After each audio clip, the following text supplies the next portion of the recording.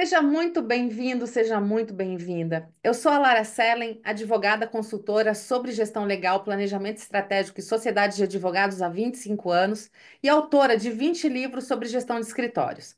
Esse é o programa Papo de Sócios dentro do podcast Áudio Legal no Spotify e ele é voltado para advogados e advogadas que querem saber mais sobre o funcionamento de bancas de advogados em todo o país. Nosso objetivo aqui é falar das transformações pelas quais passa a advocacia brasileira e o impacto para sócios e advogados. Vamos ao nosso episódio de hoje? Hoje eu tenho a honra de conversar com Saul Torinho Leal.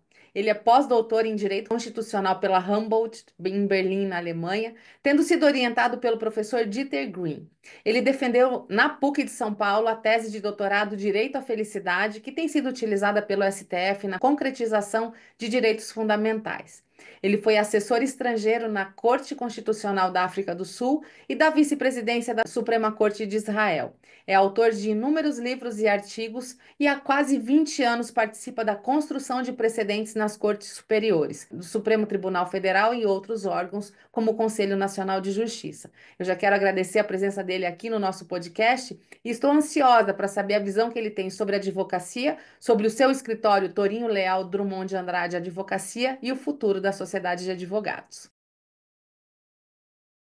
Saul, querido, seja muito bem-vindo ao Papo de Sócios. Já faz horas que a gente está tentando essa brecha na nossa agenda e eu estou muito feliz de ter você aqui para a gente poder conversar sobre advocacia, sobre tua carreira, enfim, a palavra está com você para a gente começar. É um papo, né?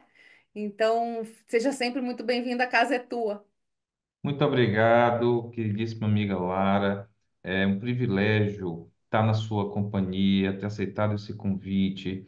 Conversar com você é sempre um aprendizado, é sempre rico, é sempre criativo, é sempre inovador.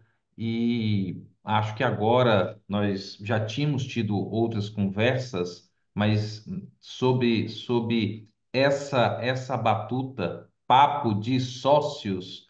Como é a primeira vez que nos encontramos agora na minha condição de sócio, é um privilégio redobrado. Estou aqui muito à vontade para conversar demoradamente com você.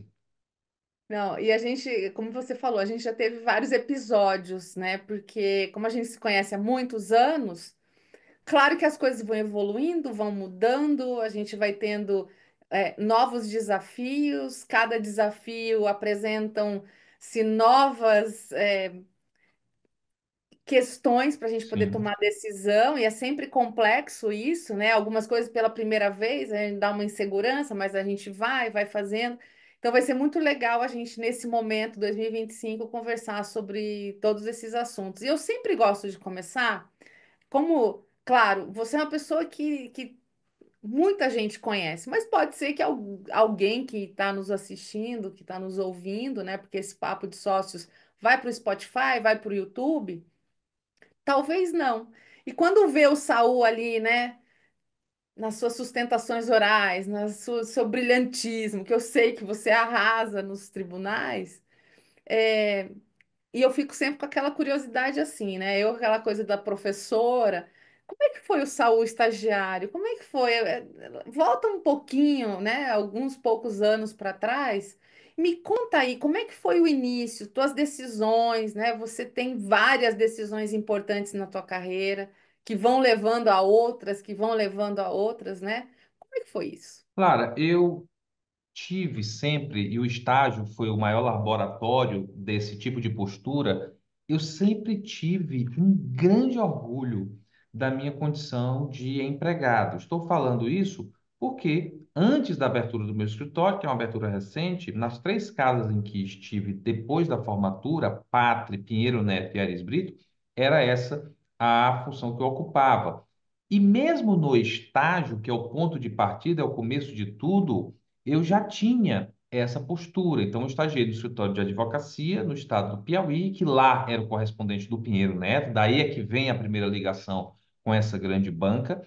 E eu era um estagiário orgulhoso, vaidoso, era um estagiário que ficava muito envaidecido de estar ali. Eu queria conviver com os advogados. Sempre que um advogado me dava a oportunidade de numa interação social, num happy hour, num restaurante, sentar à mesma mesa. Eu achava aquilo uma deferência minha. Eu chegava em casa, eu dividia aquilo com a minha mãe. Mãe, hoje o doutor Fulano me chamou para ficar. Nós conversamos. Então, sempre tive um entusiasmo em relação às coisas que digam respeito à minha carreira. E no estágio não foi diferente. Portanto, eu fiz um bom estágio no estado do Piauí, na capital, em Teresina, num bom escritório, o Josino Ribeiro Neto, até hoje é um escritório tradicional da cidade, e lá vivi o estágio em todas as suas dimensões. Comecei um garoto muito inexperiente, portanto, com dificuldades iniciais,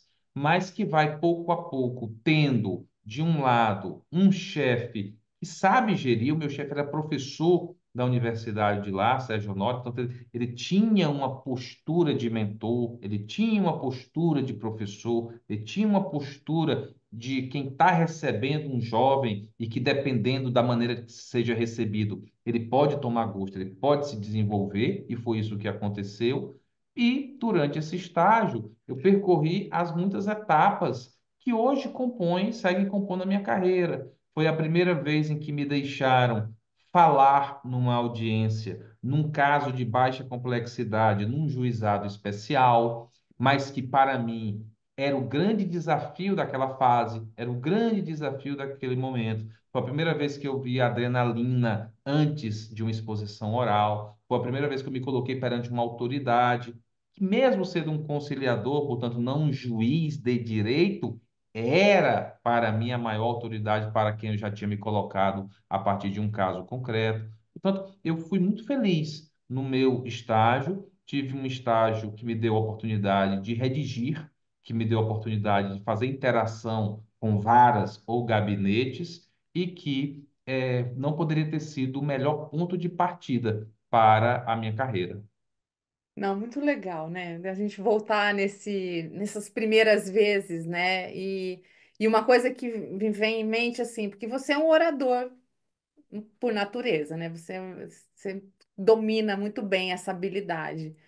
É, você era tímido esses primeiros momentos ali? Existia timidez no Saul ou existia só falta de técnica, mas já tinha aquela ousadia de falar, vou lá, vou fazer, vou estudar? Como é que foi isso? Claro, são duas dimensões. No que diz respeito à comunicação, à exposição, a falar, eu sempre tive uma facilidade em me expor em público. Havia os seminários, as apresentações na sala de aula, com cartolina, feita com a ajuda da mãe na noite anterior. Quando você dá a notícia que tem um trabalho, a mãe, como é que você não me falou? Vou fazer cola com goma, porque você não me disse que tinha o trabalho, ou durex. Então, naquele momento, então, portanto, criança, já havia uma facilidade.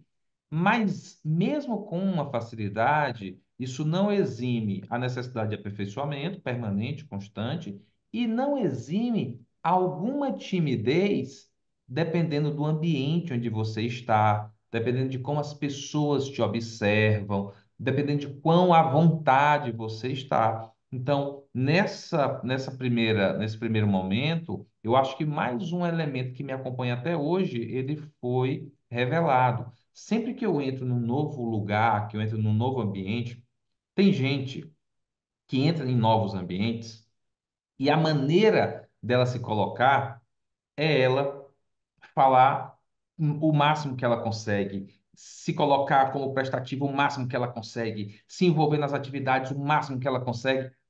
Muita gente, no primeiro momento, reage a uma eventual insegurança ou a uma novidade com uma hiperatividade, que com o tempo é regulada até chegar no platô e estabilizar. Eu não sou assim.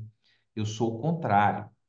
Primeiro eu reconheço o ambiente. Primeiro eu faço a leitura dos atores daquele ambiente. Primeiro eu me familiarizo com a dinâmica daquele ambiente. E aí, a partir disso, eu começo devagarzinho aí, me revelando. Eu não me entrego fácil, Lara. Eu não me entrego fácil. A gente já se entrega com 5 minutos, você já sabe. Eu não, não. Esse mistério, eu preservo esse mistério até o momento em que realmente eu estou bem à vontade e daí para frente, aí eu vou, claro, me projetando, me colocando, segurando os lugares que conquistei. Tem uma passagem do Jorge Aragão que ele diz na música Identidade quem cede a vez não quer vitória. Então, à medida que eu vou conquistando, também eu vou segurando. Então, respondendo você, existe sim um Saul mais tímido, que costuma ser o Saul que está chegando em novos ambientes. Quando eu cheguei na Pátria, eu passei meus primeiros 6 meses lá, caladinho, fazendo o meu trabalho, entendendo o novo ecossistema. A mesma coisa aconteceu no Piero Neto. A mesma coisa aconteceu no Aires Brito. Uma vez ganhando confiança, entendendo a dinâmica, aí, pouco a pouco, eu vou me soltando até encontrar a plenitude da pessoa que eu sou. Eu acho que esse ponto é um ponto tão fundamental, porque, óbvio, né? Cada ambiente novo tem essa leitura toda que você disse, principalmente se é um ambiente que a gente não sabe quem está por ali, e tem muito de qual o papel que a gente está desempenhando naquele ambiente, porque tem ambientes, ambientes e ambientes, né? Então a gente tem um papel a desempenhar, seja como advogado, seja num papel mais social, que acaba sendo importante também dentro da nossa vida, né, profissional. Então acho que isso, para quem está ouvindo e para quem é jovem, eu acho que pegar essa ideia, né, de falar assim, olha, vai pianinho, entende primeiro e depois Lara, começa e o a ser quão que você, isso né? me ajudou, Lara. Por Hum. quê?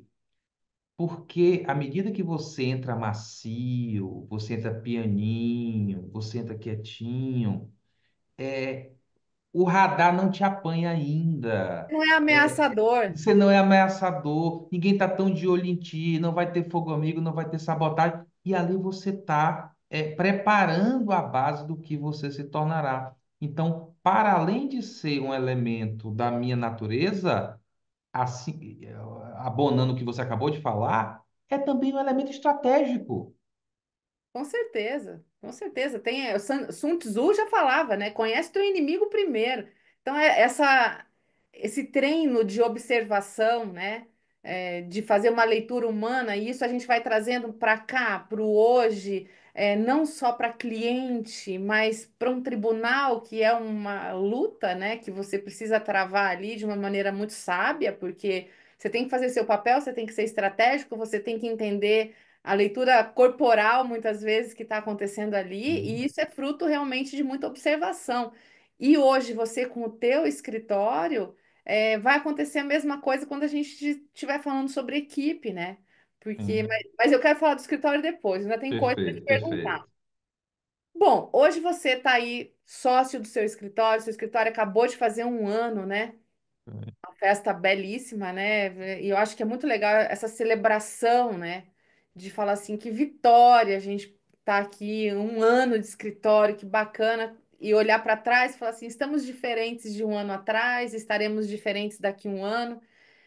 Como é que foi? Como é que você enxerga que foi a tua escola para ser sócio? Porque tem uma diferença brutal entre ser o advogado, você falou que você sempre valorizou muito o lugar onde você estava, né? E é muito legal ter orgulho, porque isso gera uma autoestima profissional muito grande, né? A gente se. Até a coluna se coloca de uma Sim. forma diferente, né? Você está ali altivo, né? E dentro dessa tua de toda a tua carreira que você fez em escritórios que já existiam, a postura é uma, você não é o fundador, você tem ali uma hierarquia para respeitar naturalmente, né? E hoje você está no teu escritório, que é eu não gosto dessa palavra mindset, porque isso virou um troço horroroso, né? Mas existe uma forma de pensar, de agir, de reagir que é completamente diferente. Como é que você vê que foi essa tua escola para hoje estar aí pleno na tua posição de sociedade, ou que se ainda ela é algo a ser desenvolvido com o tempo, porque lógico, né? Desafios não faltam. Como é que você vê isso, a tua escola, para falar, é isso, sócio? Lara, eu sempre fui muito mimado pelos meus patrões. Um mimo que não era gratuito. Patrão é patrão. Ele era fruto de um reconhecimento, de uma boa dedicação. Então, eu sempre fui um empregado presente, um empregado motivado, um empregado que veste camisa, um empregado que tem orgulho verdadeiro, um empregado que não se esconde em personagens. Nunca fui vomitar coisas negativas para meu chefe, depreciar o ambiente de trabalho onde eu estou, levar queixas permanentes, infinitas. Eu nunca tive esse comportamento. Muito pragmático, muito pragmático. E meus chefes retribuíram, todos eles retribuíram isso, com oportunidades, com confiança, com um ambiente de trabalho agradável, com bons convites, com maneiras de reconhecimento. O reconhecimento ele vem com o dinheiro, o reconhecimento ele vem com a responsabilidade, o reconhecimento ele vem com o início de uma relação de ordem pessoal, o reconhecimento ele vem quando alguém te financia um curso que você vai fazer, quando alguém te libera para um projeto profissional, seja uma viagem, ou a coisa mais simples, você faltar um dia de trabalho, você está numa conferência, as pessoas não te enlouquecerem com mensagens, que respeita que você está ali no momento, e mil formas de você reconhecer um profissional. Meus patrões fizeram isso comigo. Apesar disso, em todas as três casas, houve uma reta final em que um elemento que é muito importante para a minha existência, ele começou a bater em retirada, que é a felicidade. Houve um momento na pátria que, a despeito de todos esses mimos, eu começava a me imaginar no escritório de advocacia, porque a pátria fazia relações governamentais. Eu começava a olhar para os advogados nos tribunais. Eu começava a ver a linguagem jurídica novamente, que eu havia aprendido na faculdade, e me despedira temporariamente nos 2 anos de vida na relação governamental. Então, aquilo começou a me fazer falta, aquilo começou a tirar minha motivação. E aí foi quando eu saio da pátria para o Pinheiro Neto. E aí entro motivado, entro animado, entro desafiado, porque aquilo que eu sentia falta chegou para mim. Foi uma casa extraordinária. Do Pinheiro Neto faz-se uma especialização, no Pinheiro Neto faz-se um mestrado, no Pinheiro Neto faz-se um doutorado, no Pinheiro Neto eu vou para a África do Sul, no Pinheiro Neto eu concluo meu curso de inglês. Olha quanto de formação houve nessa década. E mesmo assim, tudo isso ajudado pelo Pinheiro Neto. Doutorado, eu morava em Brasília, o doutorado era na PUC particular, em São Paulo. Quanto custa a mensalidade do doutorado? Quanto custa a passagem do avião? Quanto custa a diária do hotel? Quanto custa o táxi da ida, da volta, o café, o almoço, a janta? Tudo isso era financiado. E o tempo ausente, né? Que é um outro. E ainda tem o tempo ausente. E ainda tem o tempo ausente. Então, tudo isso era financiado. Tudo isso era financiado pelo escritório. Então, a despeito de tudo isso, 10 anos depois, eu começava a sentir falta do capítulo seguinte da minha história profissional, que era o quê? Era o Supremo Tribunal Federal, era o direito constitucional, especialização em constitucional, um mestrado em constitucional, um doutorado em constitucional, um estágio numa corte constitucional relevante, que é da África do Sul, livros em constitucional e 10 anos no PNE trabalhando no tributário sem amar, mas tendo aprendido a fazer o trabalho e entregando à altura de um ambiente muito competitivo e de excelência que é o Pinheiro Neto. Então, na reta final, mesmo os meus mentores, eles já sentiam que eu olhava dessa vez para o Supremo Tribunal Federal, para a tribuna, para os ministros, com uma tristeza. Eu me preparei, eu achei, e a coisa não chegou para mim. Até que certo dia professor Aires Brito diz: e se você viesse trabalhar comigo nos casos perante o Supremo Tribunal Federal? Quando eu cheguei no Pinheiro Neto com a proposta, todo mundo se olhou e disse: É, rapaz, realmente aqui vai ser difícil de segurar. E aí eu fui para o Aires Brito.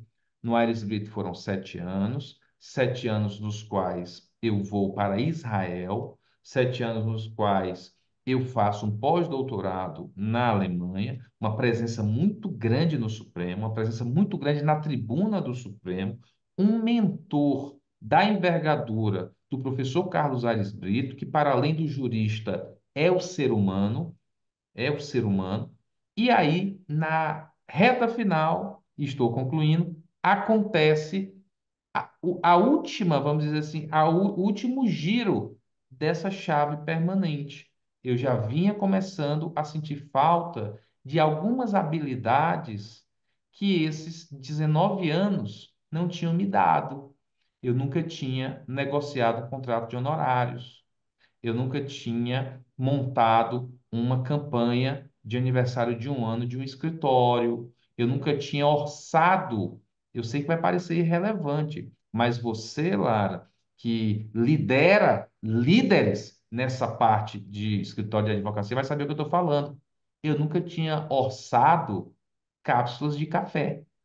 Eu não tinha, portanto, um lado da minha profissão que eventualmente eu poderia fazer direito, eu poderia fazer bem feito. Eu não sabia, eu nunca testei, como eu nunca testei, eu sequer sabia se eu poderia ser um empreendedor, se eu poderia ter uma visão empresarial de uma atividade jurídica exercida há muito tempo. Então eu comecei a sentir falta disso.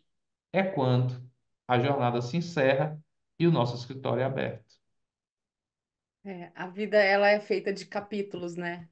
E esse é só mais um, né? Porque outros virão, a gente ainda não sabe bem, né? O qual é o A próximo. história não acabou, né? A história não acabou. Não, e essa que é a beleza do negócio, porque é isso, né? É esse entusiasmo a cada capítulo novo. A hora que você entende o capítulo e fala, tá, mas tem uma coisinha dentro de mim que quer algo diferente, né? E a gente ter a liberdade de poder falar assim, quero viver isso. Sim. Mesmo que talvez quem olhe de fora fala assim, nossa, não, que absurdo, porque é isso, né? Para muitos é a posição sonhada, né? Então, esse é um ponto muito legal. E nos três, Lara, esse ponto que você falou da opinião do terceiro, nos três que eu mencionei para você, é uma posição confortável. Imagina como estava a minha vida no Aires Brito. Quem é teu chefe? Aires Brito. Quantos anos tem aqui? 7 anos. Qual é a tua advocacia? Do Supremo Tribunal Federal. Tipo, puxa vida. O que que você vai mexer, cara? Deixa a cápsula de café para lá, rapaz. Morre Você sem está saber querendo quanto custa, né? Morre sem saber quanto custa. compra Morre para tua casa. Exatamente, exatamente. Faz um laboratório lá na sua casa e tal. Mas realmente algumas coisas começam a nos inquietar e se a gente não vive, a gente não sabe como teria sido. E eu acho que tem uma questão assim, nesse momento, nessa escola para se tornar sócio por desejo, né, por vontade. A cápsula do café, claro, é só uma figuração, de linguagem para a Sim. gente entender que tem horas que a gente quer ter os projetos que foram nascidos de nós, Exato, você falou tudo agora, não? sabe? Aquela coisa assim, que eu não sei se vai dar certo, que não existe, né? Para quem empreende, certezas não temos, né? Sim, sim. Existe muito trabalho, existe algo que te diz que o caminho é A, B ou C, mas não temos certezas. Porém, o fato de você ter a liberdade de falar assim, eu quero fazer um projeto do meu jeito, que apesar da dúvida se vai dar certo ou não, eu vou correr atrás disso, é ao dar certo, é um filho 100% teu e isso traz outros aprendizados Sim. e outras expansões de criatividade, porque aí você fala, bom, é o meu escritório, eu posso criar projetos jurídicos que estão na minha mente, que ninguém fez, ou que eu vi algo que me inspirou e que eu posso fazer de uma forma diferenciada. Eu posso criar áreas que tem na minha cabeça.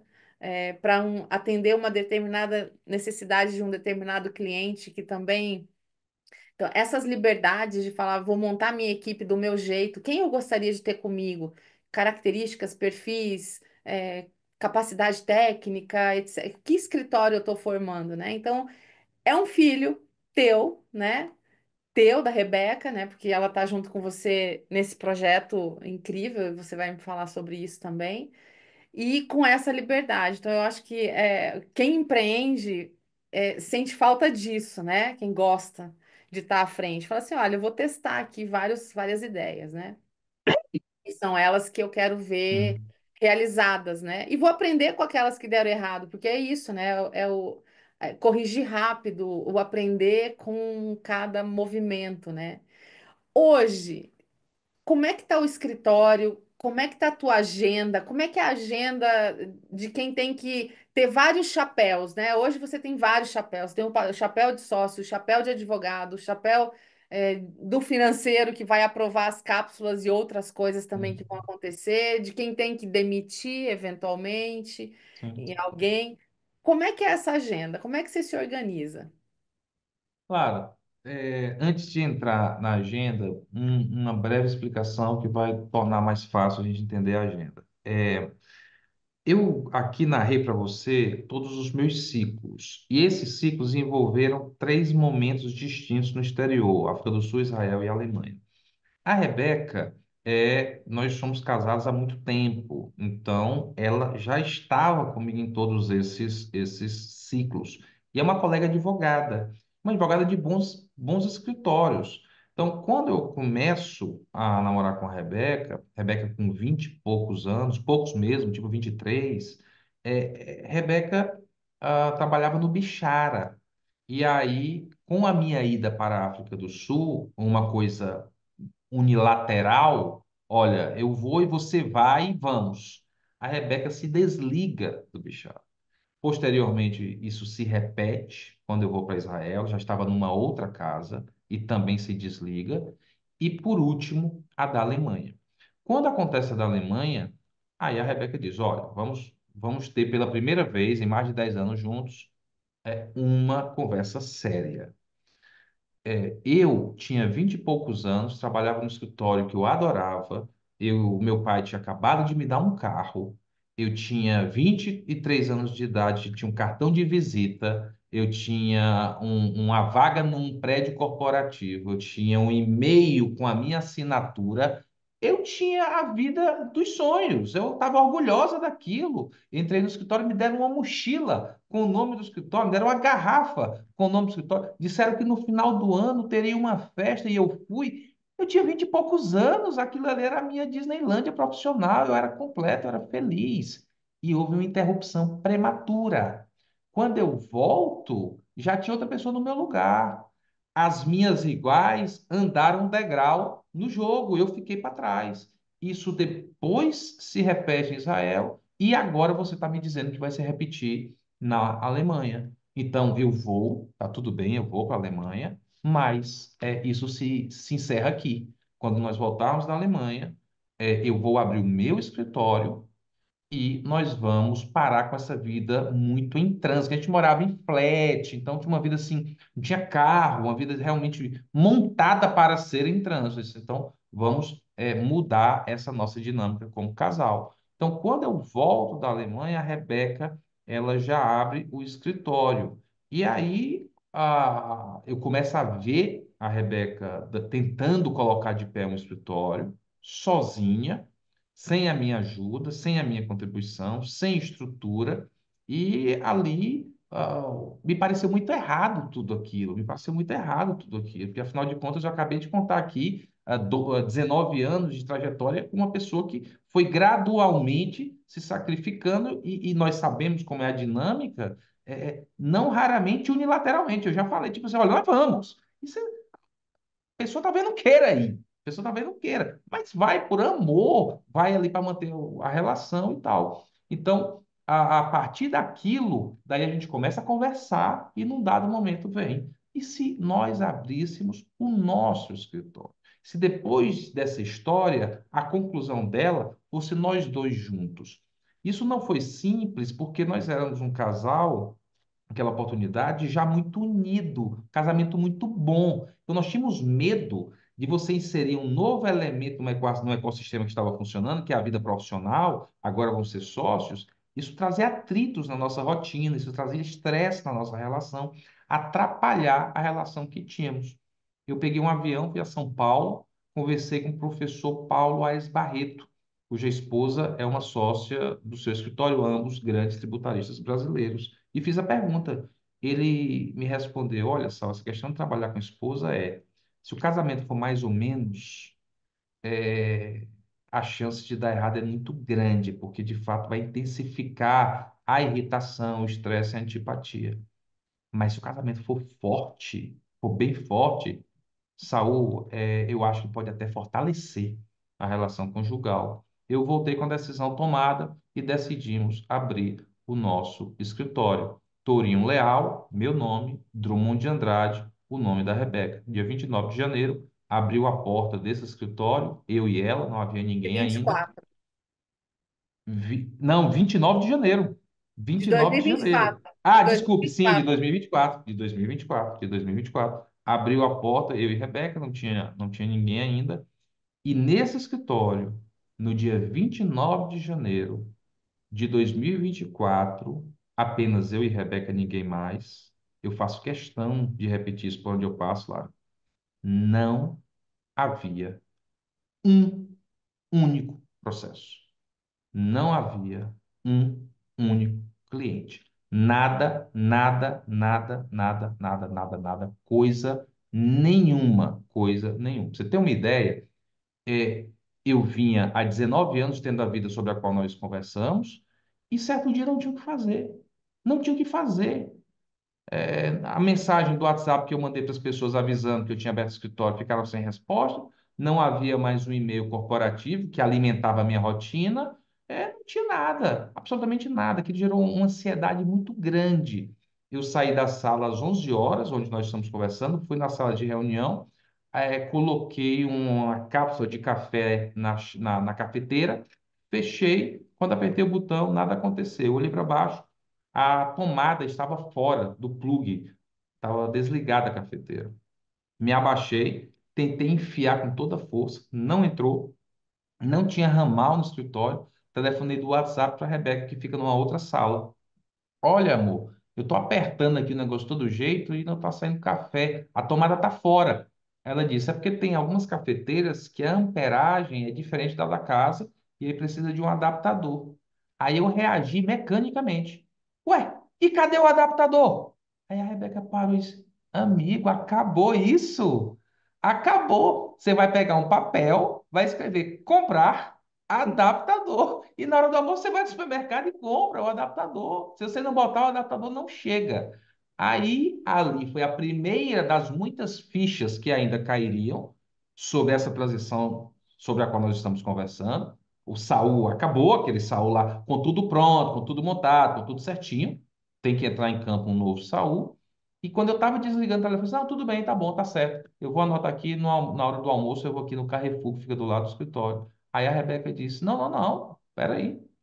Você fechou a cafeteira com força, com a cápsula dentro? Fechei. Abre bem aí para ver se a cápsula está furada. Aí eu abri e estava com os furinhos, que inutiliza, né, a cápsula. Eu disse: tá furada sim. Aí ela disse: qual a cor da cápsula? Eu disse: é branca. Ela falou: eita, Saul, é a de coco, ela é R$ 1 mais cara. Essa é só para o cliente. Nem começou o empreendimento, já está dando trabalho, dando prejuízo. Eu, sinceramente, não sei se vai dar certo essa sociedade. Então, nós começamos desse jeito. É claro que, passado esse inverno, veio a primavera, veio um primeiro cliente, veio um segundo cliente, veio um terceiro cliente, veio uma vitória, veio uma boa reunião, veio uma proposta interessante, veio um comentário elogioso, e aí a história começou. Perfeito. Mas acho que esse choque de realidade ele é muito educativo, né? Muito pedagógico, porque é sobre isso, né? Eu sempre digo assim que existem quatro grandes habilidades para o advogado completo. Eu aprendi isso numa das minhas idas e vindas dos Estados Unidos e o advogado completo ele tem que fazer quatro coisas muito bem. Ele é um finder, então ele é uma pessoa que está antenada com oportunidades, que tem muita informação na sua cabeça, sabe o que está acontecendo, ele não se aperta em nenhuma conversa, numa possibilidade de um Sim. cliente, etc, né? Você tem o binder, que é aquele que faz a liga, né? É aquele que cuida do cliente que já tem, de ligar, tá tudo bem com você, não é para pedir nada, não é para dar nenhum relatório, nada disso, tá tudo bem, vi uma postagem sua aqui que fiquei preocupado, tá tudo certo. Esse é o binder, e ele faz isso também com a equipe, então é aquele que está sempre sabendo o que está acontecendo na vida da Sim. equipe. Ele também tem uma terceira habilidade que é ser o minder jurídico da estratégia, técnica, etc., como vamos resolver o problema, e o minder da gestão. Nossa, o sistema não está funcionando, vamos trocar, vamos treinar, vamos fazer o quê? Ó, a pessoa X não está funcionando, vamos mandar embora, vamos fazer o quê? Vamos contratar quem? Vamos, decisões, né? Vamos fazer o quê no aniversário do escritório? Sim. E ele é um grinder, é a quarta habilidade, que é o esmeril, né? O fazer muito bem feito o trabalho que o cliente veio buscar. Então, quando você consegue ter alguns choques de realidade nisso, porque é aquilo que você falou, em todas as casas que você participou, por já haver uma marca estabelecida, né? De anos, tanto Pinheiro Neto quanto Aires Brito, enfim, são marcas muito fortes, jurídicas, né? Que são pessoas, são escritórios muito reconhecidos. É quase que natural a vinda do cliente, porque ele já Sim. vem, porque ele já entende, ele já sabe, né? A marca nova, por mais que Saul tenha seus 20 anos de carreira, Rebeca também perto disso, a marca Torinho Leal, Drummond de Andrade é nova. As Sim. pessoas não decoraram ainda todas essas palavras que se refletem no nome do escritório, né? Então existe um trabalho todo para ser feito de Sem dúvida. marketing, de relacionamento, de gestão, porque é isso, a gente começa com pouco dinheiro e você tem que fazer chover com aquele, né, aprender que não, peraí, não podemos gastar de qualquer jeito, Sim. vamos fazer uma gestão de custos aqui até que o mundo vai entrando no eixo, né? E hoje, um ano depois, como é que funciona essa tua agenda com esses chapéus? Vocês dividiram funções como? Eu vou conversar com a Rebeca depois, mas assim, Claro, claro. como é que vocês se dividem? Nós, nós tivemos, eu fiz um desenho e aí propus para a Rebeca, ela topou experimentar e é o desenho que se mantém. Então, o que é que nós fizemos? No Aires, eu gostei muito da advocacia do Aires Brito. Trabalhei na do Pinheiro Neto, que é um centro de excelência, mas a advocacia do Pinheiro Neto, ela reclama um grupo muito grande de profissionais.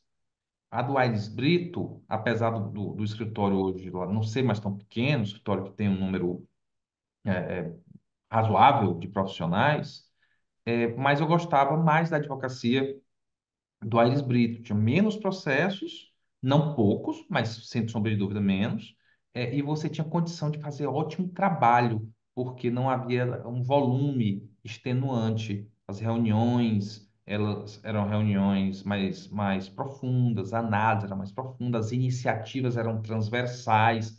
Eu tinha que fazer um release eventualmente para a imprensa, tinha que fazer uma petição, tinha que conversar com o cliente, tinha que fazer uma audiência, tinha que fazer um evento, fazer um seminário. Então, eu gostava daquilo, eu gostava que fosse assim. Quando nós, Rebeca e eu decidimos abrir o nosso, eu mostrei para elas, olha, a minha vida hoje no atual local de trabalho, ela me demanda um administrativo de qualidade e multifacetado. Então, eu tenho uma análise de contrato, eu tenho a emissão de uma nota fiscal, eu tenho, quando há um lançamento de um livro, uma pessoa para fazer um lançamento de um buffet, eu tenho um equivalente a uma controle para checar o prazo, para fazer o protocolo, para mandar um recibo. Então, eu tenho um administrativo com vários chapéus. Eu tenho uma pessoa equivalente à minha senioridade. Nada impede que seja mais nova, mas não pode ser um júnior ou uma júnior. Então, tem alguém equivalente que me substitui nas minhas ausências. Duas audiências marcadas para o mesmo horário. Tem um colega que me substitui. Duas reuniões com o cliente no mesmo horário. Tem um colega com igual senioridade que me substitui. E uma pessoa mais jovem está sendo treinada faz um operacional relevante, a redação de uma primeira minuta, uma peça de menor complexidade, questões como um subestabelecimento, uma procuração e tal. Pode até ter um estagiário também, alguém que está sendo treinado, mas que, à medida que vai evoluindo, já contribui nesse desenho. Então, talvez a gente possa começar o escritório com um desenho semelhante, porque era o meu desenho lá e eu via que funcionava, eu via que funcionava. E aí nós fizemos assim. Então, abrimos um escritório preservando a minha identidade, que é a identidade mais ligada ao Supremo Tribunal Federal e ao Conselho Nacional de Justiça, são duas cortes onde atuo mais fortemente, tendo um trabalho consultivo que se revela sob a forma de pareceres jurídicos. A Rebeca é um profissional que passou mais tempo no STJ, com mais casos no STJ, não se concentrando apenas no campo tributário, como por 10 anos eu me concentrei, sendo mais eclética. Então, você conduz as questões no STJ. Nós precisamos que esse administrativo seja um profissional versátil, daí veio a Cinti, que foi minha aluna na faculdade de Direito, já a conhecia, é uma advogada, portanto, tem uma boa base jurídica, mas ela optou por migrar para a área de gestão. Não sei se você conhece esse caminho, doutora Lara Sela. Então, então ela migrou voluntariamente para a área de gestão e veio conosco a Marta Leonardi, que trabalhou com a Rebeca num outro escritório onde a Rebeca trabalhou. Então, esse é o nosso time, é um time de poucas pessoas, estamos em quatro, mas que temos uma rotina muito produtiva, muito eficiente. Não há retrabalho, não há tempo perdido, não há bateção de cabeça, duas, três pessoas fazendo as mesmas coisas. Os trabalhos precisam ser aproveitados, mesmo aquele trabalho que num dado momento não chegou a hora dele ser implementado, ele já está ali na fila para ser, na sequência, executado. De forma que o desenho, portanto, é esse, Lara, e um desenho que até o presente momento, à luz da nossa realidade de primeiro ano, ele tem se mostrado um bom desenho. Saul, mas vamos pensar nos próximos 3 anos, vamos pensar nos próximos 5 anos. Há espaço de crescimento, de ampliação? Acho que há sim. Mas pelo menos segundo o plano estratégico que nós temos para hoje, não é um ampliar para trazer 10 profissionais, 20 profissionais, 30 profissionais. É um ampliar muito controlado, muito discreto, à medida que as circunstâncias recomendarem essa ampliação, sem que saiamos da advocacia que queremos fazer. E, como lhe disse, é essa advocacia mais concentrada. E é uma advocacia que ela vai muito para a ciência, né?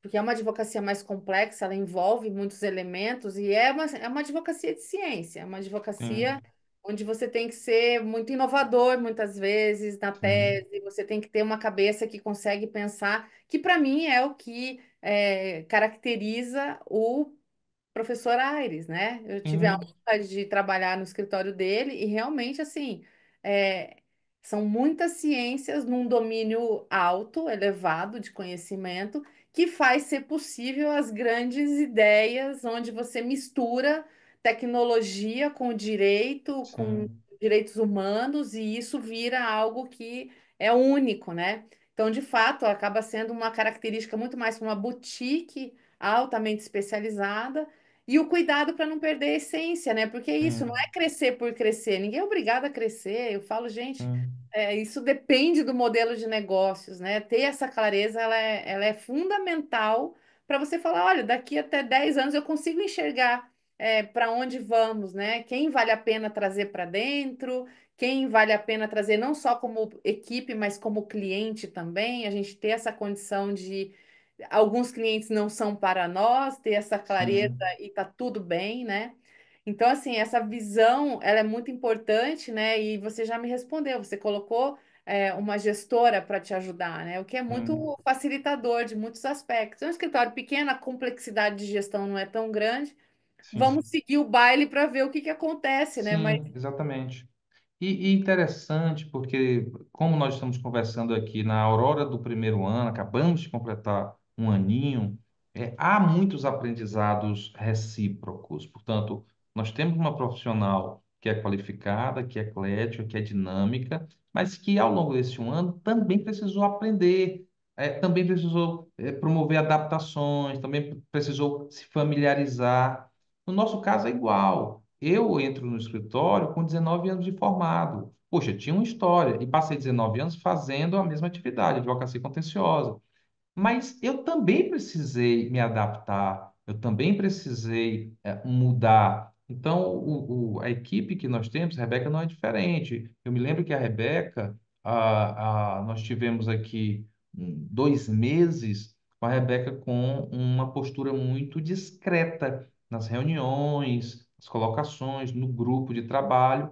E aí foi minha vez de devolver a lição de sabedoria que ela me deu no café, devolver ela e dizer, olha, é, você se lembra quão empenhada você era nas suas casas anteriores? Me lembro. Se lembra virando à noite? Me lembro. Você se lembra correndo para a academia para malhar em 30 minutos porque no 35º você estaria entrando numa call? Me lembro. Chegou sua vez de fazer isso no seu. Chegou sua vez de fazer isso no seu. E a Rebeca diz: olha, eu sou consciente, mas por alguma razão estou travada. Tem essas coisas também, Lara. Tipo assim, chegou o momento dela, o escritório é dela, o nome é dela, mas ela ainda está internalizando, ela está entendendo, né? Então, houve aprendizados recíprocos aqui dentro, com equívocos recíprocos, mas com uma vontade muito verdadeira de melhorar, de se aperfeiçoar, de se adaptar, entender um pouquinho a velocidade do outro. E nós festejamos esse primeiro ano olhando para cada um de nós e de uma maneira orgulhosa, assim como eu me orgulhava dos outros, cada um olhando para si, contando apenas 4 pessoas, mas dizendo: olha, nós somos poucos, mas a gente não é de se jogar fora, não, viu? Ou não brinca com a gente, né? Por favor, né? E é muito isso, né? Entender o timing das coisas. Eu acho que uma das vantagens da maturidade, você já é um profissional maduro, né? É, não sei se você já bateu os 40, mas já deve estar Quatro ali, ó. dois, 4-2. Está ali, né? Uma das vantagens é que a gente começa a entender muito bem a relação do tempo, né? Sim, E sim, não adianta você acelerar alguns processos. sim. Para eles serem realmente profundos e verdadeiros, claro, ninguém vai ficar também descansado, não é isso, Claro, mas claro. entender o tempo de maturidade, porque é isso, é uma situação nova e que a gente tem que dar conta dela, porque a missão está na nossa mão, né? Sim, Mas é isso, é esse entendimento de que cada um tem um timing, cada um tem um jeito, um aprende com o outro, acaba sendo um mentor do outro em vários momentos, né? Ela sua, você dela, e é sim. assim que a coisa vai fluindo, né? Não, muito legal, tenho certeza que é só o primeiro ano de uma escadaria assim que já está muito bem traçada, né? Bom, você sabe que a gente vai conversar aqui por hora, se a gente deixar. Então, assim, eu queria que a gente fosse encaminhando para esse terceiro ato do nosso papo aqui, para a gente pensar sobre sociedade de advogados no geral, advocacia no geral, né? É, hoje, claro, você e Rebeca, sócios desse escritório, vocês nessa relação de propriedade, né, da ideia, do projeto, do modelo de negócios, etc. Mas obviamente que a gente não sabe o que vai acontecer para frente e a gente precisa começar a pensar, tá, ok, o que me faria, né, ter um outro sócio? Sem pensar no escritório, em vocês, mas qual o papel mais importante de um sócio na tua visão? O que faz você reconhecer um sócio diante de você? Sim. Olha, eu acho que há algumas coisas que já terminaram se consolidando como consenso, elas prevalecem. E, na minha experiência, outras nem tanto. Então, algumas coisas, como, olha, é importante haver uma complementariedade. Eu acho que é mesmo, eu acho que é mesmo. Precisa ser assim, vários clones de você mesmo. É ruim.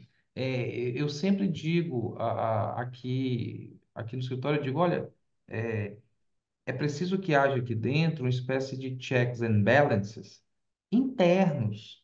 É preciso que alguma pessoa, às vezes, me livre de mim mesmo, me salve de mim mesmo.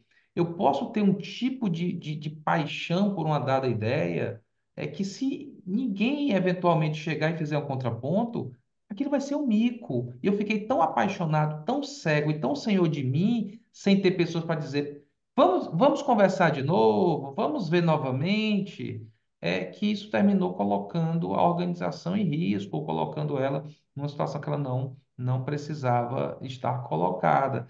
Então, eu acho que, dentre o que é possível você imaginar de sociedade, é super importante que realmente haja uma outra pessoa que faça um contraponto. Contraponto, gente, não é sabotar projetos. Isso não é contraponto. Você está com um sócio teu que toda vez que você leva uma ideia, ele é contra a ideia. Ele não vai aceitar. Ele acha que é bobagem. Isso não é disso que eu estou falando. Falando de uma pessoa igualmente apaixonada pela organização, que gosta do sócio, que entende o sócio, mas que pensa e que também tem uma visão do negócio e gostaria de submeter uma outra perspectiva daquela mesma situação. Eu acho isso muito importante.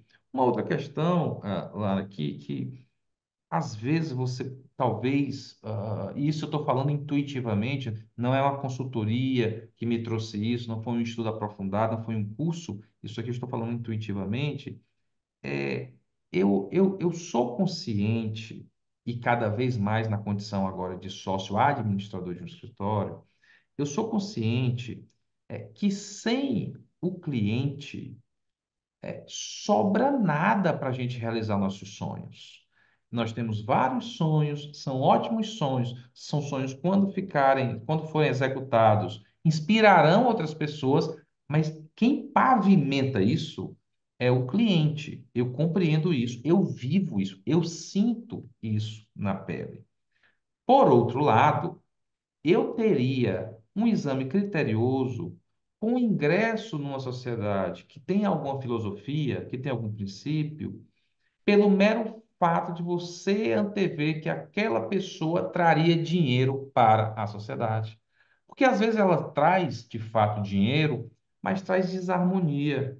Ela traz dinheiro, mas traz afrouxamento ético.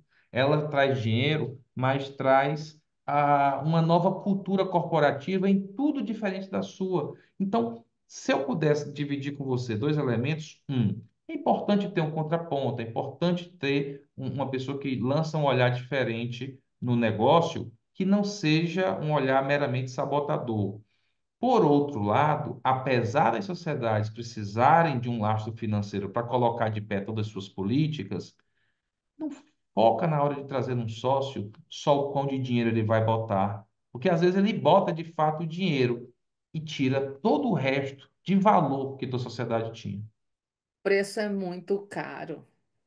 Não dá para olhar nesse curto prazo e se Sim, encantar, né? Tem muito canto da sereia aí que não termina bem. Eu acho que sim. falou tudo, né? E entre outras coisas, óbvio, né? Confiança. Isso a gente já está pressupondo que existe, que Sim. a pessoa tem uma boa. Mas é isso. Ontem eu estava dando uma palestra para o César Paraná e o tema era contratação de advogados, né? Os dilemas e problemas, né?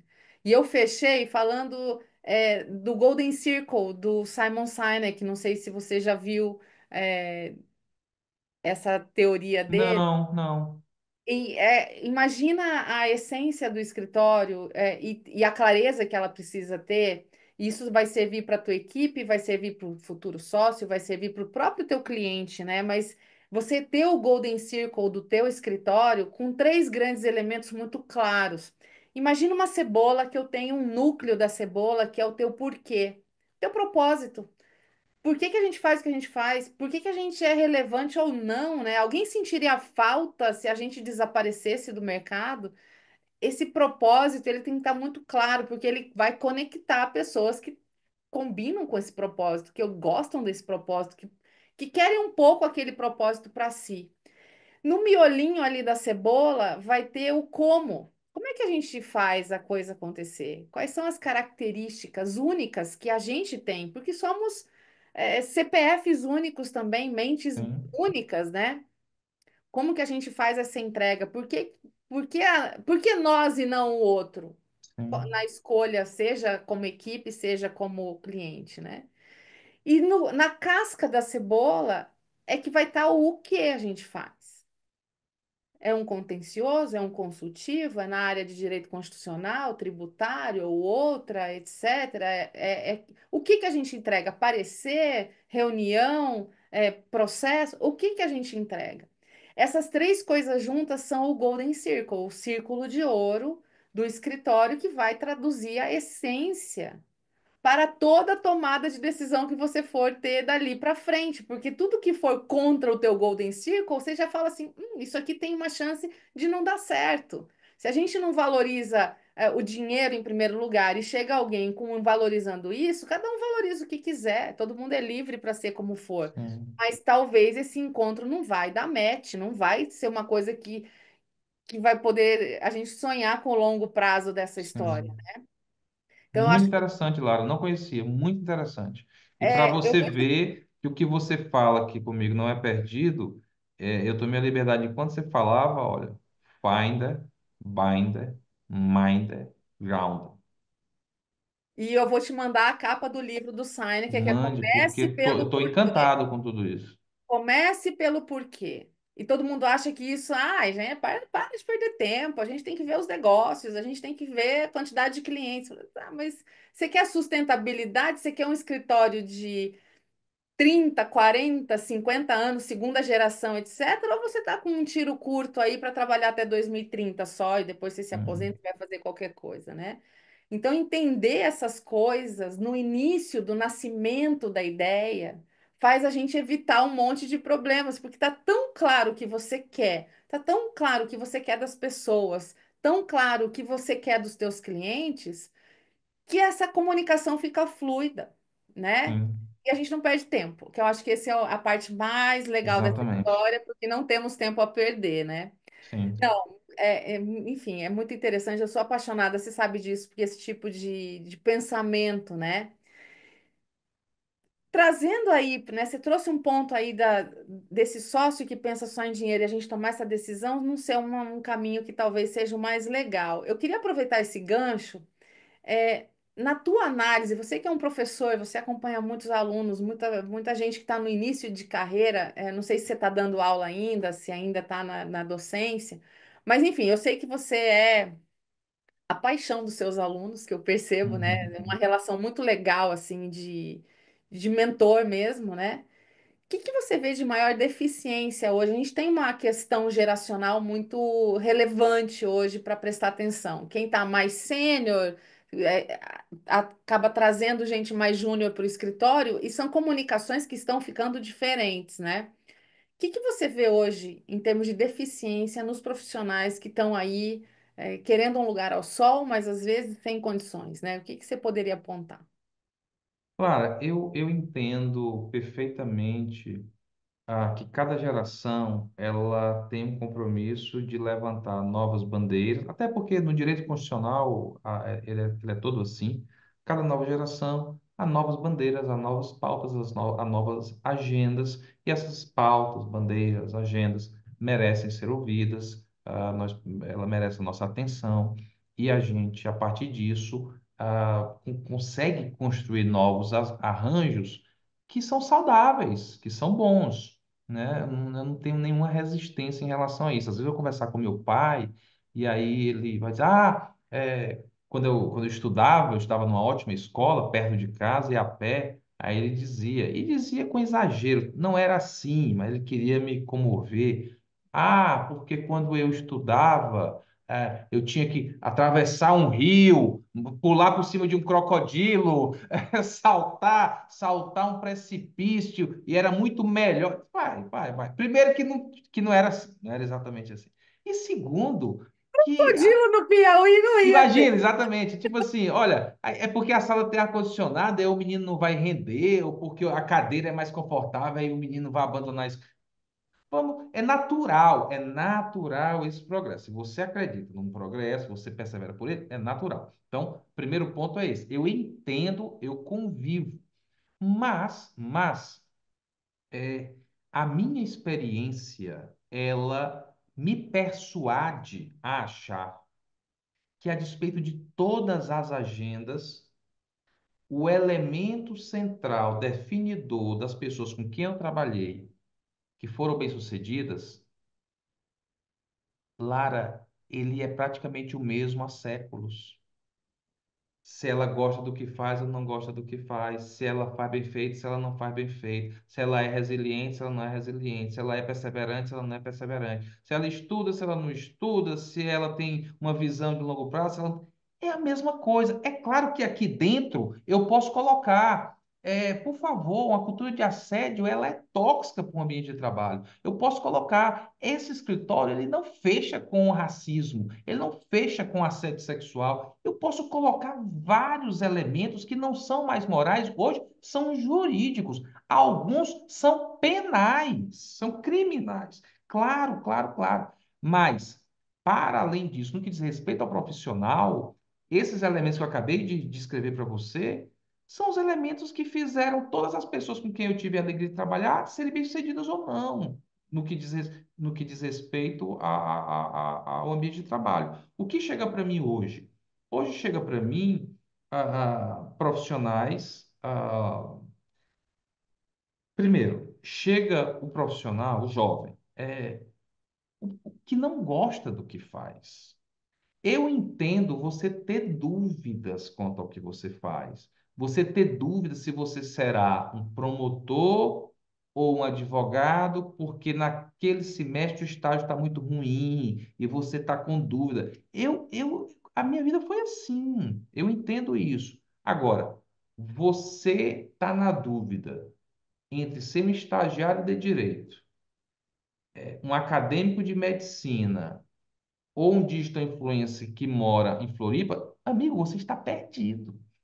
Você está perdido, não é muito assim. É difícil, porque realmente os horizontes eles se enlargueceram muito. Mas, para não ficar numa visão que é compartilhada por muita gente, muitos amigos meus de escritório de advocacia, tem uma queixa do nível de gana que a juventude tem de realmente fazer, de realmente crescer, para não ficar só nessa visão, no meio desses profissionais que estão confusos, aparece aquela joia rara, aparece aquela pessoa que tem vontade, aquela pessoa que quer, aquela pessoa que, à medida que você vai municiando ela dos elementos que ela precisa para fazer a diferença, ela vai fazendo numa crescente exponencial. Esse profissional ele continua existindo, e o nosso desafio é encontrá-lo e fazer com que ele venha para nossas casas. Não, perfeito. E aí eu quero te puxar uma fala tua lá do começo, porque você foi agraciado com um chefe no teu estágio que gostava de ensinar, gostava de dar, porque é isso, né? A distância geracional, ela sempre aconteceu, ela sempre vai acontecer, e concordo com você, não há derrota para quem gosta do que faz, se esmera para fazer o melhor possível, que está ali com toda a energia, que está com toda a responsabilidade para fazer, não tem como dar errado, né? Uhum. Esse caldo ele é muito perfeito. Você, como líder, você pegou um pouco dessa ideia, porque você é um professor, eu acredito até que eu já sei a resposta, mas assim, você tem paciência para trazer e falar, e às vezes ter que repetir mais de uma vez para gerar, né, o conhecimento no outro, como você teve o privilégio de ter quando você era novinho lá, começando a história? Tenho sim, eu sou um mentor, vamos chamar assim, para não chamar chefe ou patrão, Uhum. uma expressão que eu ainda uso, porque usavam comigo, mas hoje em dia não se fala mais, palavra muito dura, patrão, né? Patrão é uma palavra muito dura. Mas como líder, ou como mentor, como um coordenador, eu tenho sim. Eu reviso, eu justifico a minha revisão, não reviso de maneira autoritária, eu justifico a minha revisão, eu telefono para a pessoa descer aqui, conversar. e explicar ponto a ponto. Se a pessoa disser, já aconteceu aqui, de eu colocar, olha, embargos de divergência, você vem colocando direto interposto. Interposto não se usa para embargo, embargo é oposto. E a profissional muito jovem, volta e diz, professor, coloque como você quiser. E tá tudo bem, tá tudo certo. Mas é meu dever lhe dizer que o CPC usa o interposto e está bem aqui o dispositivo. E ali eu digo, olha, veja, você acabou de me ensinar, de me ajudar. Ótimo, me desculpe pela correção aqui refletida, vamos manter o seu interposto. Então, das coisas menores às coisas maiores, se vai morar fora, não vai morar fora e tal, eu tenho muita paciência, gosto e me animo com o desenvolvimento. Mas quase todas as pessoas que são assim, que têm paciência, que se entregam numa mentoria, que fazem com carinho, elas vão fazendo isso até o momento em que fica mais ou menos claro que a outra pessoa não está nem aí para você, não está nem aí para o ambiente de trabalho, não está nem aí para coisa alguma. Naquele momento, eu me despeço e aí não viro um carrasco, não viro aqui uma pessoa tóxica, mas é difícil ela ter meu tempo porque ficou claro que a pessoa não está conectada, ela está conectada em outras coisas. Não, desenvolver quem não quer ser desenvolvido é muito difícil, É, né? Então, é, assim, você não ajuda quem não quer ser ajudado, sim, né? sim, sim. Por aí. E minha última questão para a gente poder, né? Já ficou noite aí em Brasília, daqui a pouco é noite aqui em Curitiba. Como é que você vê que vai a advocacia de 2030? Temos aí inteligência artificial no meio de tantas mudanças aí afetando. Vai mudar? Não vai? Vai ser mais uma ferramenta? Vai ser. Todo mundo está tocando o terror com relação a isso, mas não é tão assim. Como é que você vê? Eu acho que a própria inteligência artificial, acho que ela vai evoluir muito. Aqui e acolá você vê, acompanha, porque criou um precedente que não existia, citou uma coisa que não existia. Eu acho que isso vai ser corrigido. Eu acho que a tendência é que isso é o computador, é como o computador, é como o smartphone, está começando muito precário, mas isso vai ser corrigido, ela vai evoluir e realmente vai ser um material de trabalho necessário. Eu acho que vai haver muita utilidade, sim. Nos tribunais, nós já temos isso, houve muita queixa, muita preocupação. Isso não inibiu os tribunais de adotar a inteligência artificial para um primeiro tipo de análise processual. E penso que escritórios que têm um tipo de peticionamento, vou tratar do contencioso, que é uma coisa que me afeta mais diretamente, um tipo de peticionamento muito homogêneo e muito repetitivo, que eles estão dialogando sempre com os mesmos dispositivos, com precedentes que se repetem, com um cenário fático que se repete, eu acho inevitável todo tipo de ferramenta que imprime eficiência, que dê velocidade, seja utilizado, mas também não tem uma visão apocalíptica. Esses apocalipses, as pessoas. Eu sou de uma geração, Lara, você também, em que nós tínhamos certeza absoluta, porque passaram a vida inteira dizendo isso para gente, que o mundo ia acabar no ano 2000. Olha, Do vai, milênio. vai Bug do ter, milênio. vai ter aí uma explosão que vai acabar com o mundo todo no ano 2000. Cá estamos nós em 25 fazendo planos de viagem, fazendo Saudáveis. saudáveis, não acabou, não acabou. Alguém enganou a gente. Então não tem assim, a advocacia vai acabar, tudo vai se acabar, o direito vai acabar.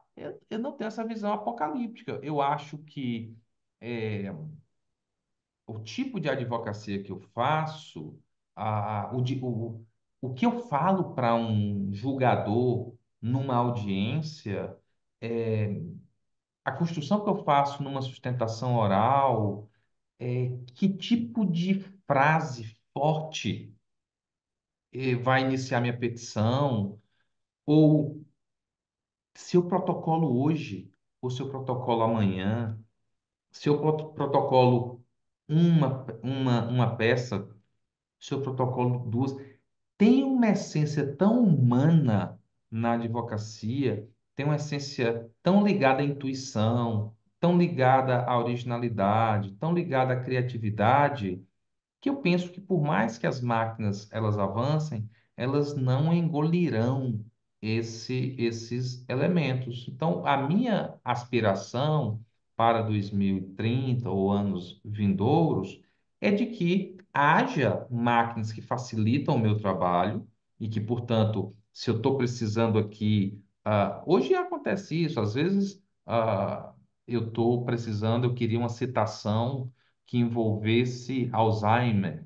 E aí eu tenho aqui uma ajuda de uma inteligência artificial que vai primeiro dizer o que é, segundo vai me listar pessoas importantes que foram acometidas por essa doença, depois vai me dizer o que é o diagnóstico, depois vai me dizer. E eu uso isso para o meu peticionamento.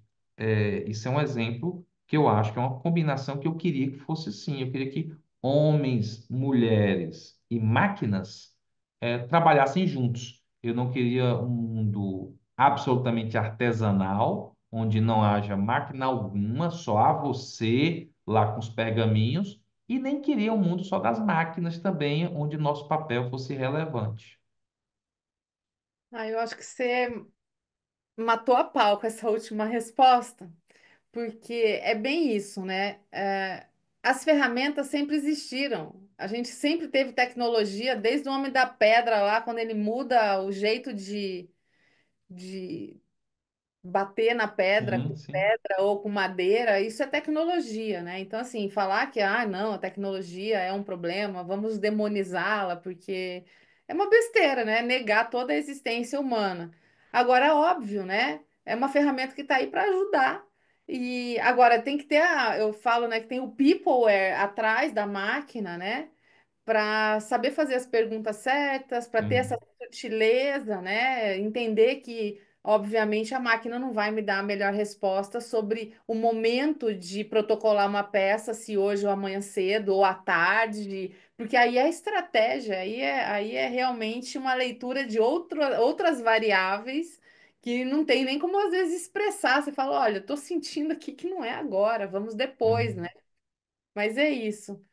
Saul, a gente ficaria aqui. Você sabe que eu adoro conversar com você. Nossos papos vão por muitos e muitas horas, se deixar, né?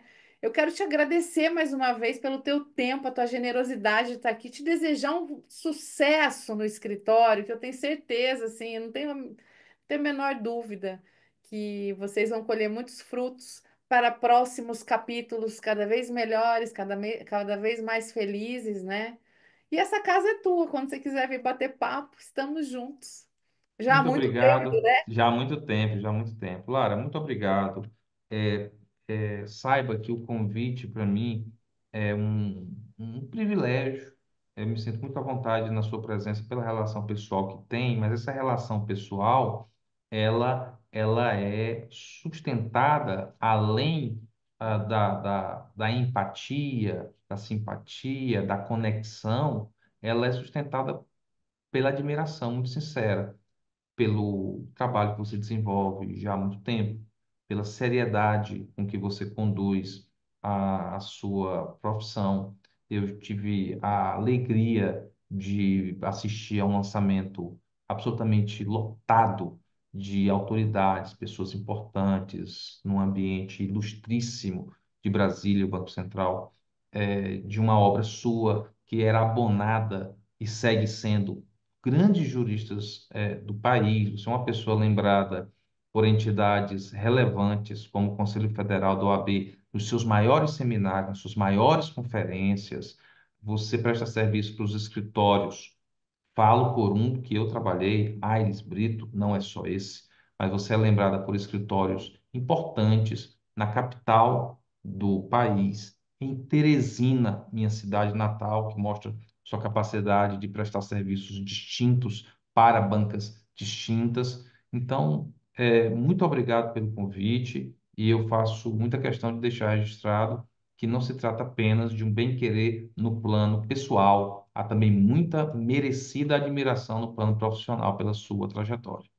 Ah, e fora que nós somos, né, conterrâneos, né? Eu sou cidadã piauiense. Verdade, verdade, Pô, falta só meu verdade. chapéuzinho para eu ficar. Exatamente. Providenciaremos, providenciaremos, Por favor, eu quero colocar ele aqui, né, dentro de uma redoma providenciaremos. assim de respeito, né? Sim, sim, Mas sim. é isso, Saul, que bom ter você na minha vida há tanto tempo, né? E a gente nessa reciprocidade tão gostosa, né? Porque é sobre isso, né? A vida ela não Sim, é sim. feita em pedacinhos, né? A gente vai trazendo um grande fio, um novelo que vai se desenrolando. E eu sou muito orgulhosa de você, porque eu te vi em vários momentos e assim, eu sei o tamanho do profissional que você é e o quanto que você é capaz. Então, assim, estamos juntos, estamos juntos. Muito obrigado e fico aqui ansioso para assistir não apenas essa minha participação, mas a participação da Rebeca também. Bom Com trabalho, certeza. Lara. Obrigada, um beijo para você, viu? Fica com Deus. Que conversa boa com o Saul. Nossa, é sempre uma alegria poder trocar ideia com ele, que é um advogado que realmente faz muita diferença naquilo que faz, né? Um brilhante advogado. E eu fico muito feliz dele estar iniciando a sociedade de advogados dele já com visão de gestão, com toda essa ideia, né, de clareza de princípios, valores, propósito. Então, isso é muito bom, a gente que está desse lado, assistir escritórios que nascem já com esse tipo de direcionamento. Eu quero te lembrar para se inscrever no nosso podcast, se você ainda não se inscreveu, no Áudio Legal no Spotify, e já encaminhar para um colega advogado. Manda para alguém que você acha que vai gostar de ouvir essa história, esse papo de sócios que a gente teve hoje. Se você quiser fazer comentários, trazendo as suas impressões sobre sociedade de advogados, a vida de sócios, a própria advocacia, vamos ficar muito felizes de ouvir. E eu te convido também a nos seguir nas redes sociais, é só pesquisar os nossos nomes, do nosso convidado Saul Torinho Leal e o meu no Instagram e no LinkedIn. No próximo episódio, conversaremos com mais um sócio fundador ou uma sócia fundadora, então acompanhe os próximos programas que vão ao ar a cada 15 dias. Então nós nos vemos no próximo. Até lá!